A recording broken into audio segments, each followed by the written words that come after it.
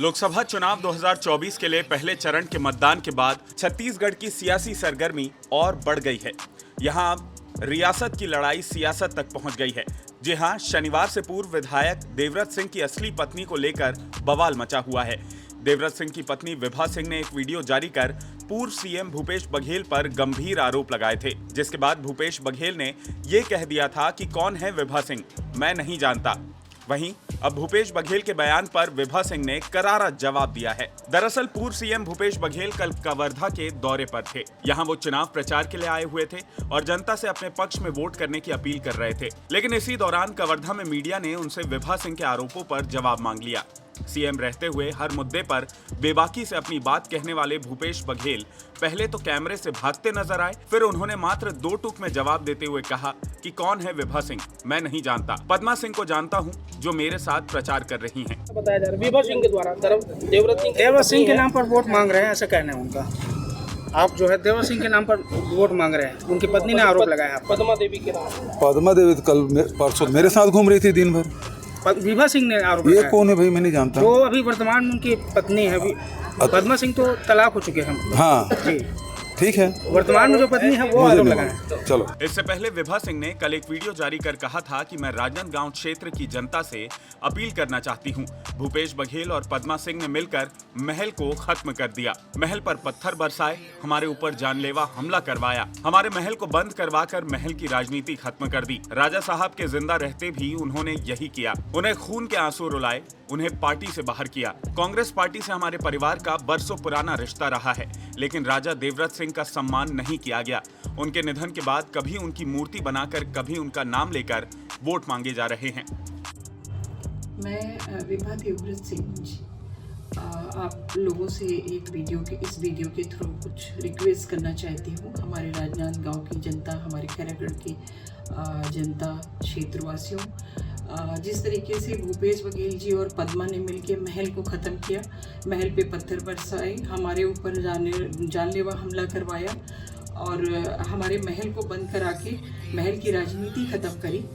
उन्होंने राजा साहब के जिंदा रहते पे ही उनके साथ यही किया, उनको खून के आंसू रुलाए, उनको पार्टी से बाहर किया, उनकी पार्टी में बेइज्जती की। इतनी पुरानी हमारा रिश्ता था कांग्रेस के साथ, पुराने कई जनरेशन से, फिर भी राजा साहब की इज्जत नहीं रखी गई, उनको बाहर आना पड़ा पार्टी से। वो खून के आंसू रोते थे। वो मैंने देखा है वो किस तरह से परेशान थे कांग्रेस के साथ में। और आज उनके ख़त्म होने के बाद, उनके नहीं रहने के बाद, कभी उनकी मूर्ति बना करके उसके थ्रू, कभी उनका नाम, उनकी जो औरत पद्मा 11 करोड़ लेकर के जा चुकी, उस क्षेत्र को छोड़ दिया उसने 11 करोड़ के लिए, उसने बच्चों को छोड़ दिया, उसने राजा देवव्रत सिंह जी को छोड़ दिया। उस औरत को ला करके बार बार भूपेश बघेल जी और उनकी यशोदा वर्मा जी जो है वो ये बता करके कि प्रेजेंट वाइफ पद्मा है कह के वोट कलेक्ट कर रहे हैं, जिसका मेरे पास वीडियो भी है, सबूत भी है, और वोट कलेक्ट करने की कोशिश कर रहे हैं। इस तरह से मेरे राजनांदगांव के क्षेत्र के लोगों को बहका करके भूपेश बघेल जी बहुत ही गलत कर रहे हैं।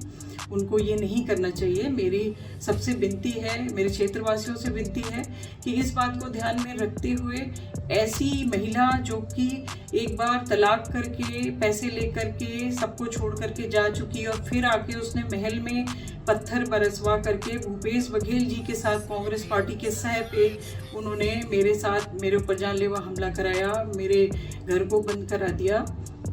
ऐसे लोगों को वोट ना डाल के अपने उज्जवल भविष्य के लिए सही पार्टी जो उनको अच्छा भविष्य दे उनको वोट डालें, और ना कि वो भूपेश बघेल जी की बातों में आए, झूठी बातों में, कि वर्तमान पत्नी पद्मा नहीं है और पद्मा का हमारे परिवार राजघराने से कोई लेना देना नहीं है, नितिन पंत की वाइफ है। और भूपेश बघेल जी और यशोदा जी अगर ये बोल रही हैं तो बिल्कुल गलत है। आप लोगों को सिर्फ ये मैं बताना चाहती हूँ, और हमें उम्मीद है कि आप सारी की सारी जनता हमारी बात पे ध्यान देंगे और सही पार्टी को चुनेंगे, उज्जवल भविष्य की तरफ ध्यान देंगे। वहीं अब विभा सिंह ने भूपेश बघेल के आरोपों पर एक बार फिर से करारा जवाब दिया है। विभा सिंह का कहना है कि भूपेश बघेल ने दावा किया है कि पद्मा उनकी पत्नी है, लेकिन शायद उनको नहीं पता है कि देवव्रत सिंह के साथ उनका तलाक हो गया था। पद्मा ने भी तलाक के बाद दूसरे शख्स के साथ घर बसा लिया था। भूपेश बघेल ने कहा कि मैं किसी विभा सिंह को नहीं जानता। उन्होंने आगे कहा कि ये सब जो मेरे ऊपर जानलेवा हमला हुआ, उसके पीछे भूपेश बघेल का ही हाथ है। पद्मा और भूपेश बघेल ने मिलकर मेरे साथ ये सब किया। उन्होंने अपने वीडियो में आगे कहा कि भूपेश बघेल चुनाव हारने के बाद अपना मानसिक संतुलन खो चुके हैं। शायद जहां तक मुझे याद है वो मेरी शादी की रिसेप्शन में आए थे। अगर इसके बाद भी वो भूल रहे हैं तो शायद वो अपनी धर्मपत्नी मुक्तेश्वरी बघेल और अपनी कर्मचारी सौम्या चौरसिया को भी भूल गए होंगे। शायद वो सभी को भूल चुके हैं। ये किसी पूर्व सीएम को बिल्कुल भी शोभा नहीं देता है। मैं विभा देवव्रत सिंह एक बार फिर से आप लोगों के सामने कुछ बात रखना चाह रही हूँ। मुझे अभी मैंने एक वीडियो देखा जो मीडिया वालों ने भूपेश बघेल जी से एक इंटरव्यू लिया था, जिसमें उन्होंने कहा कि वो उनके साथ पद्मा देवी प्रचार कर रही हैं और वो वही ऐसा शायद उनका मतलब था कहने का कि देवव्रत सिंह जी की पत्नी वही है, ऐसा वो जानते हैं। उनको नहीं पता है कि देवव्रत सिंह जी स्वर्गीय देवव्रत सिंह जी पद्मा को 11 CR दे करके उनसे तलाक कर चुके थे और पद्मा देवी जी किसी और के साथ अपना घर बसा चुकी थी। ऐसा वो इग्नोर करते हुए उन्होंने कहा कि मैं किसी और को नहीं जानता, मैं किसी विभा सिंह को नहीं जानता। ये देखकर मुझे ये पूरी तरीके से अब पूरा का पूरा विश्वास हो चुका है, पहले भी था और अब और हो चुका है गहरा, कि जो कुछ मेरे साथ हुआ, मेरे साथ जो भी जानलेवा हमला हुआ, मेरे साथ जो कुछ मेरे पति के साथ तो जो होता था वो तो मैंने देखा था। मेरे बाद जो चीज़ें हुई थी वो उसमें पूरा हाथ भूपेश बघेल जी का था। उन्होंने पद्मा और उनने मिलके मेरे साथ ये सारी चीज़ें की और भूपेश बघेल जी शायद अपना मानसिक संतुलन खो बैठे हैं क्योंकि उनके हाथ से सत्ता चली गई और अभी उनको हारने का इतना डर सता रहा है कि वो ये तक भूल गए कि देवव्रत सिंह जी जिसको तलाक दे करके और दूसरी शादी कर चुके थे, और शायद मुझे जहाँ तक याद है भूपेश बघेल जी हमारी शादी में बकायदा रिसेप्शन अटेंड किए थे और उसके बाद भी वो भूल रहे हैं इस चीज को कि मैं कौन हूँ। तो मुझे लगता है कि पूर्व सीएम साहब अपनी धर्मपत्नी मुक्तेश्वरी जी को भी शायद भूल जाते होंगे या फिर उनके जो जितने भी उनके साथ में कर्मचारी रहे हैं, जो उनके खास रहे हैं, जैसे ओएसडी उनकी ओएसडी थी जो अभी जेल में है, वो उतने चीज़ों में वो उनका इन्वॉल्वमेंट था, उनको भी भूल चुके होंगे। और भी जो उनके कर्मचारी होंगे जो उनके सरकार के टाइम पे थे उनको भी भूल चुके होंगे। शायद वो सभी को भूल चुके हैं।